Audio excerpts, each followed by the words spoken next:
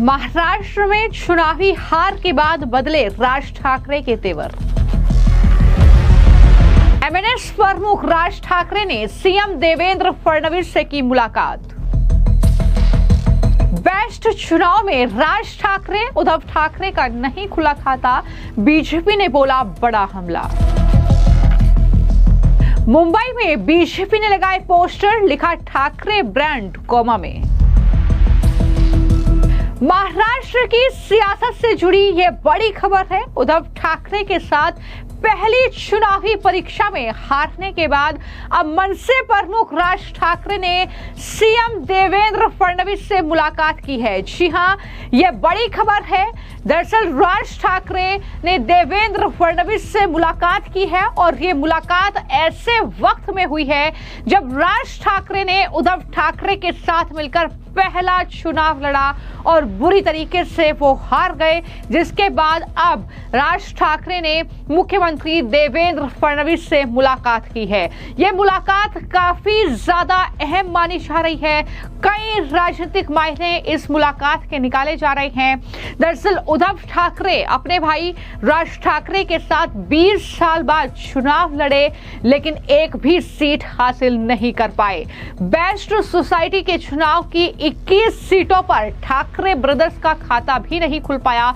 ऐसे में साथ आने के बाद पहली ही परीक्षा में दोनों को जाहिर तौर पर बड़ा झटका लगा है। राज ठाकरे को खास तौर पर यह बड़ा झटका लगा है। जिस तरीके से राज ठाकरे इस कोशिश में थे कि फडणवीस सरकार के विरोध में जाकर उद्धव ठाकरे से हाथ मिलाकर शिव सैनिकों को इकट्ठा करके जो है बीएमसी का चुनाव लड़ा जाए, लेकिन कहीं ना कहीं जो बेस्ट जो संगठन का ये चुनाव हुआ है उसमें राज ठाकरे और उद्धव ठाकरे की जो बुरी हार हुई है उसने दोनों नेताओं को बड़ा झटका दिया है। अब ठाकरे ब्रदर्स की इस हार का जाहिर तौर पर बीजेपी जो है उस पर उन्हें ट्रोल कर रही है। मुंबई में जगह जगह पर अब पोस्टर लगाए गए हैं। पोस्टर आप देख रहे हैं जिन पर लिखा है ठाकरे ब्रांड कोमा में। तो इस तरीके से राज ठाकरे और उद्धव ठाकरे पर यह बड़ा हमला बोला गया है। तो बेस्ट चुनाव में यूं तो बीजेपी की जीत नहीं हुई।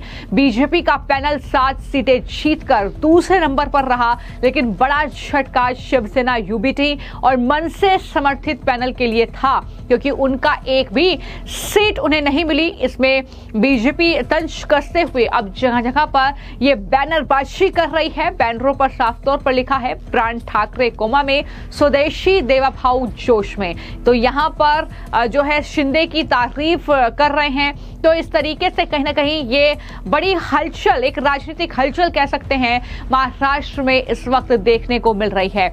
हालांकि सीएम देवेंद्र फडणवीस से राज ठाकरे ने जो मुलाकात की है उसको लेकर भी तरह तरह के कयास लगाए जा रहे हैं कि आखिर ये मुलाकात अचानक किस मुद्दे को लेकर हुई है। क्या यह मुलाकात इसका संकेत समझा जाए कि राज ठाकरे जो अपनी पहली ही चुनावी परीक्षा जो थी उद्धव ठाकरे के साथ उसमें फेल हो गए, तो उसके बाद क्या एक बार फिर से वो बीजेपी को समर्थन देंगे?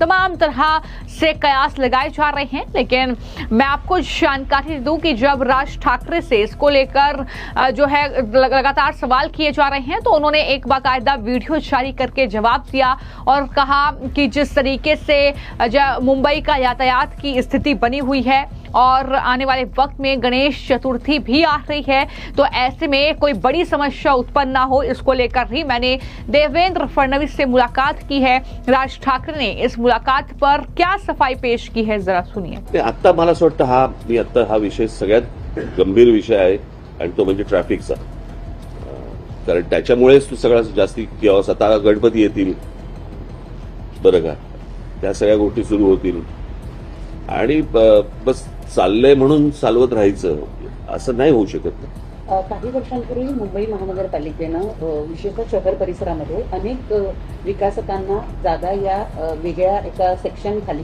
सार्वजनिक पार्किंग उपलब्ध करून देण्यासाठी दिलेल्या होत्या। त्या पार्किंग दर जे आहेत ते सर्वसामान्य बघा, मी तुम्हाला एक सिंपल लॉजिक सांगतो की साधारणपणे आता जर समजा गाड्यांचे दर पाहिले तर पार्किंगचा दर परवडायला काही हरकत नसेल। तुम्ही जर गाड्यांचे आता सगळे दर बघा ना, आता काय आहेत ते आणि साधारणपणे महिन्याला 2,000 आणि महिन्याला 1,500 आणि महिन्याला असे जर समजा 3,000 समजा असतील, बरोबर आहे, तुमची गाडी सेफ राहते, गाडी रस्त्यावरती त्रास देत नाही. सगळ्याच गोष्टी फुकट नाही मिळू शकत ना. मग जर समजा आपण तसं जर बघायला गेलं तर समजा आता एखाद्या भागाचं समजा आता आपण असं पकडूया की साधारणपणे दादर भागामध्ये स्क्वेअर फुटाचा भाव काय चालू आहे? काय 70-80 हजार रुपये स्क्वेअर फूट चालू आहे ना. मग रस्त्यावरती जी गाडी तुम्ही पार्क करता तो किती स्क्वेअर फूट घेता? ते स्क्वेअर फुटात मोजायचंय का आता? असं करून नाही चालणार ना. मला असं वाटतं प्रत्येकाने या गोष्टींचा विचार केला पाहिजे. प्रत्येकाने याचा अर्थ माझ्या सकट सगळ्यांनी, मे बी काय दुसऱ्यांना फक्त बोटं दाखवतो अशाला भाग नाहीये. प्रत्येकाने या गोष्टींचा विचार केला पाहिजे. ही बर्बाद होतील शहरं. आणि आता आपण बर्बादीकडे चाललेलो आहोत. कशाचा पायपोस कोणात नाही. आज मुंबईमध्ये एवढ्या एजन्सीज काम करत असतात. म्हाडा आहे, मुंबई महानगरपालिका आहे, इतर सगळ्या कोणाच्या एकत्र बैठका होत नाहीत. आपण दरवेळेला सगळ्या गोष्टी विनोदाने म्हणत असतो की हे खणून गेले की हे येतात, मग हे खणून जातात, मग ते हे आपण विनोदाने बोलतो. पण मला असं वाटतं की ह्याचा एकदा काहीतरी सोक्षमोक्ष लागला पाहिजे ना. तो राज ठाकरे ने अपनी तरफ से यह क्लियर कर दिया कि ये मुलाकात सिर्फ मुंबई के मुद्दों को लेकर थी, महाराष्ट्र के मुद्दों को लेकर थी. लेकिन सबसे जो चौंकाने वाली बात यह है कि दरअसल राज ठाकरे ने उस वक्त मुलाकात की है जब संगठन का चुनाव वो हारे हैं. तो ऐसे में बेस्ट क्रेडिट सोसाइटी चुनाव में यूबीटी और एमएनएस की जो हार हुई है, उस चुनावी ये मुकाबला संयुक्त मुकाबला था दोनों पार्टियों का. तो किसी को एक सीट भी नहीं मिली और उसके बाद ही ये इस तरीके से जो है लगातार कयास लगाए जा रहे हैं. मैं आपको जानकारी दे दूं कि इस मुलाकात को लेकर राज ठाकरे और जो देवेंद्र फडणवीस की मुलाकात हुई है, संजय राउत का बयान भी सामने आया है. लेकिन संजय राउत ने क्या कहा है सुनिए. तुम्हाला फार चिंता लागून राहिलेली. मुख्यमंत्र्यांना जर विरोधी पक्षाचे नेते भेटायला गेले आणि त्यांच्यात काही चर्चा सुरू असेल तर ती होऊ द्या ना सुरू. राज ठाकरे आणि फडणवीस हे अनेकदा भेटलेले आहेत. हा पहिला विषय. गणपतीचे दिवस आहेत, घरोघर गणपती येत असतात. कदाचित ते गणपतीचं आमंत्रण द्यायला गेले असतील. राज्यासंदर्भातले काही प्रश्न असतील.